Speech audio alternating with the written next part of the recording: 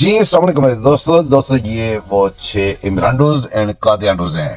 یہ جب حکومت رہی تھی عمرانڈوز اینڈ قادیانڈوز کی تو آپ کو یاد ہونا چاہیے کہ انہوں نے ایک ہی کام کیا کہ ہر محکمے میں بڑے بڑے محکموں میں بڑے بڑے عہدوں پہ اپنے عمرانڈوز اور قادیانڈوز اس ٹائم کے لیے گھسیڑے تھے. انہوں نے خود کا حملہ کیا. اگر آپ صحیح سمجھیں تو یہ واقعی ان کا خود کا حملہ ہے. انہوں نے ایک خط لکھ دیا جس خط میں انہوں نے بہت سارے تیر چلائے ہیں ایک ہی میان میں ڈال کر ایک ہی وقت میں. اس میں بہت ساری چیزیں آپ جتنی بھی ڈسکس کریں اتنی کم ہے، لیکن موٹی موٹی باتیں یہ ہے کہ وہی حامد ان کا جو ہے وکیل جو شوکت صدیقی صاحب کی وکالت کر رہا تھا وہی اس میں پیش ہے. اور انہیں وہ جو ہے چیف جسٹس صاحب ان کے پاس یہ کیس کو لے جانے کی کوشش ہو رہی ہے.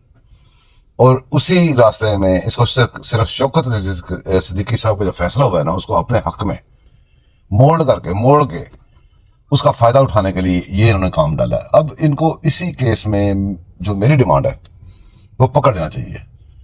اسی کیس میں اس طرح پکڑ لینا چاہیے کہ ان کو کہا جائے کہ جناب جو آپ نے لکھا ہے ہم اس کو 100% صحیح مانتے ہیں. شوکت عزیز صدیقی صاحب نے جیسے ایک واقعہ بیان کر کے اس میں قسم اٹھا کے ثبوت دینے کے لیے وعدہ کیا کہ ہمارے پاس ثبوت بھی موجود ہے، اسی طرح آپ نے ادھورا جو کام کیا اس کو کمپلیٹ کریں. پہلے کوئی ایک واقعہ یہاں بیان کریں، کوئی ایک واقعہ جس کے اوپر ہم نوٹس لے لیں اور اس کی تفتیش کریں.